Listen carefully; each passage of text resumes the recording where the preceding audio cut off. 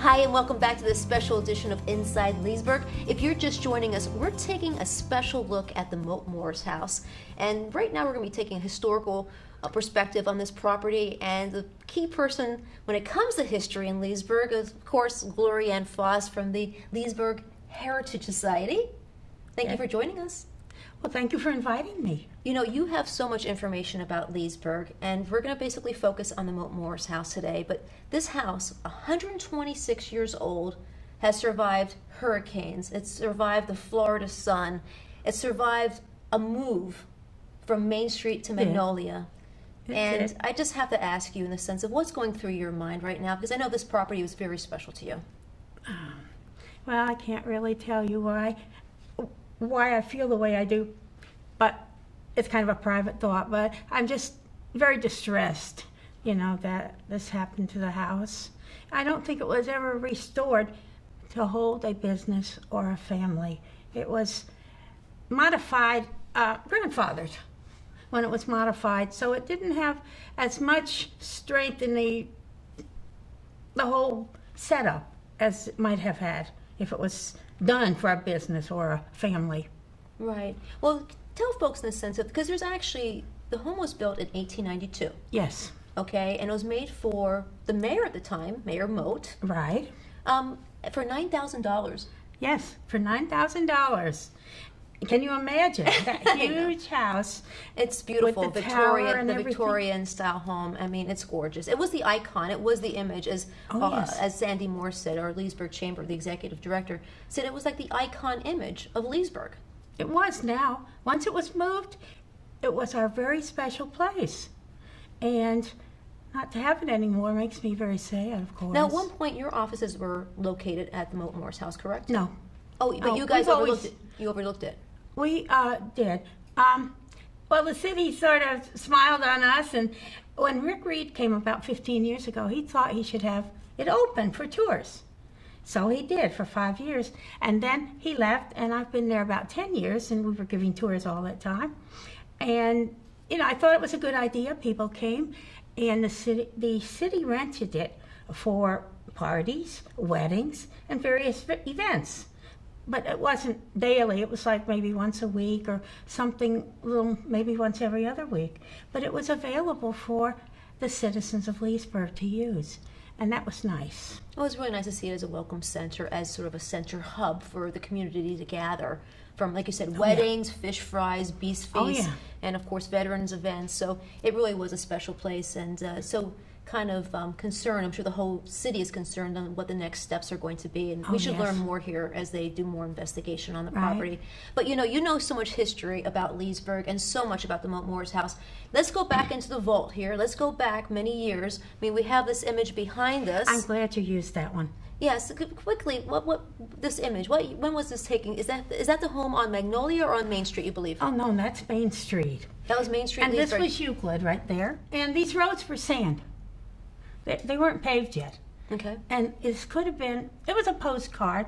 Back in the day, they made postcards of pictures. And so this was a postcard. Methodist Church was right back here, but he didn't choose to show it in the picture. So this image, who painted this? And I understand he's actually out there right now, correct? Yes, he is. Frank Schultz. He's from New Jersey. And so I have an affinity for him because I was from New Jersey. Anyway, he comes down here in the winter. And he was an artist, and now he's retired. And so we give him the paints and the board, and then he draws pictures for us. He's done about 20 for the museum already. Okay. And he lives down in my neighborhood. But I understand that he had gone to the house to record what it is like after the burn. Okay. And so we'll have several pictures of that. Not a pretty image, but I guess something that if they are going to demolish it, we need that image for history, correct? Oh yes, we need something to record it. And of course, my grandson sent me a picture of the flames. Yeah, so we have those images too. But tell us about the Mote house. It was when it was built, and 3 families owned the Mote house. And then how did it end up going from Main Street to Magnolia? So give us a quick recap. Let me start with Mr. Mote. Okay. Mr. Mote was born in Delaware, and he acquired a mean stepmother. And so he used to go to Philadelphia to sweep snow off the rooftops in the winter. And, excuse me, after he grew up, Then he moved to Washington, D.C., and I guess he was a capitalist. He earned a lot of money, and then he came down here in the early 1870s. And he started a livery stable here and in Wildwood. And so he became influential in town because he came with money, and a lot of people weren't that wealthy down here.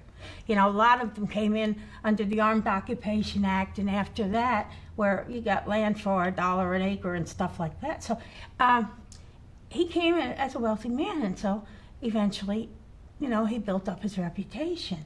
And in the early 1880s, let's see, Ulysses Grant came down, and the man that accompanied him told him, "Oh, it's a nice town, but it's all wood buildings." Wow. Then we had to have our brick buildings, and the city said to Mr. Mote, "We need a brick hotel. Can you do that for us?" So he and General Tilson built a brick hotel, then called Lakeview.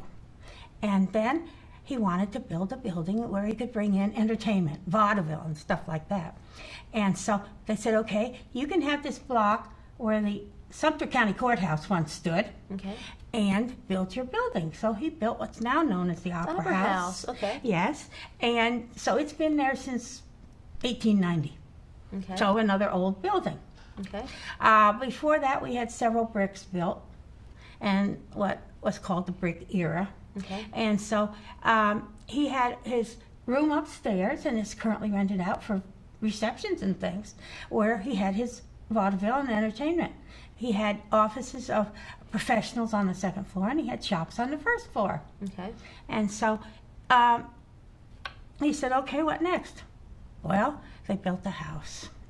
But it wasn't brick, it was wood. It was wood. I mean, isn't that... Okay. What more do I want? Anyway, he had already had a place out, what they call Camp Comfort, out Treasure Island, which is east of town. And so, well, they had the in-town house then. But they only stayed there about 10 years. They had no children. And Mrs. Mote used her skills and energy in the Methodist church with the children and the teenagers. Very nice lady, I imagine.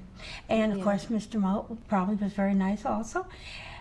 They stayed in the house about 10 years, and then they sold it to Dr. Morrison, who was from Kentucky. Okay. Well, while they first moved into the house, they were there 10 years also, he electrified the house. But then he birthed over 3,000 babies in town. So he was quite a man. Yeah. And he was at the corner of 6th and Magnolia, which is now a vacant lot. They tore down his offices a couple of years ago. So Dr. Morrison helped at the church. I mean, he was a Methodist bishop, so he went over and he helped raise money and all that sort of thing. And that's why the church is now called Morrison United Methodist Church. There you go. Great history. So then the Morris family moved in. And they were fernery people from Oklahoma. Oh, wow. Okay. And so what year did they purchase the house, the Morris family? About 1912. 1912. Give or take, yeah. About 10 years from Mote, 10 years from Morrison, and then 70, a little less than 70 years for Morris. Wow. Because if they moved in 12, and they, let's see, about 1988. Okay, and then in 1974, the home was actually recognized by the National Historic Registry, correct? Yeah. Somebody went in, knocked on the door, and said, "How would you like to be on the Historic Register, or National Register of Historic Places?" They said, "Okay." Somebody else did it for them. You know, we're actually very honored. The next guest, we're sitting down with Skelly Morris, whose dad was actually born in that house. So it was his grandparents then that bought it, correct? His grandparents bought it from the Morrison family. So. Wow. And of course. So what was the move? Because I know everybody. I wasn't here in the area at the time. Sandy Moore reflected back from the Leesburg. She was, much younger then. But Sandy Moore mentioned in the sense of she remembered when that house was moved from Main Street to Magnolia. Oh. Do you remember that? No, we were up north. We were snowbirds back then. But it was moved on the 1st of September, 1990. And it was moved 2 blocks. And it took all day. Why did they decide to move it? Oh, Morris family sold it to the church. The church wanted to build an education building. Okay. And so the education building is now there at Main and Euclid. And the house is And we have some, and I understand you have some images or a picture of that move? I have one picture of the move of the truck towing it down. And if you've ever watched some of these history channels and you see how they jack up houses and put them on wheels and pull them along, well, that's what they did with this. And it was, what, $95,000 it cost back then? Something like that. And then they had purchased the lot. Now, the lot belonged to the Clark family. And this is just a little interjection, but Byers Funeral Home purchased the Clark house. And so now Byers is right in front of the Mote house, excuse me, but the Clarks still owned the lot. So they sold the lot to the city, and that was for, I forget, 60 something, I think it was. But anyway, and then they brought the house down the street, and I don't remember if they were pulling it backwards or what, but they just moved it right in there, and it just looked like it was always there. It was so perfect for that lot. I know, the old oaks. It was just so picturesque. Yes. Have you been back since the fire? Oh, yes. And I took some pictures yesterday. Now, when I went on Tuesday, I only looked at the one side, so it didn't look so horrific. But when I looked yesterday and I went all around the house, I saw that, yes, it really did burn a lot. Yeah. And so... anything salvageable that you saw I know I saw some artwork that was pulled out during the fire that they were able to save. Oh, really? Yeah, we have some images of some of the artwork that were in the house that they saved. Oh, they didn't tell me that. That's good. Which is good. But I understand there's an old Steinway piano in there, and of course there's a piece of furniture there from Evander Lee. Oh, yes. This is a sideboard that Evander Lee had, and it remained in the family 5 generations.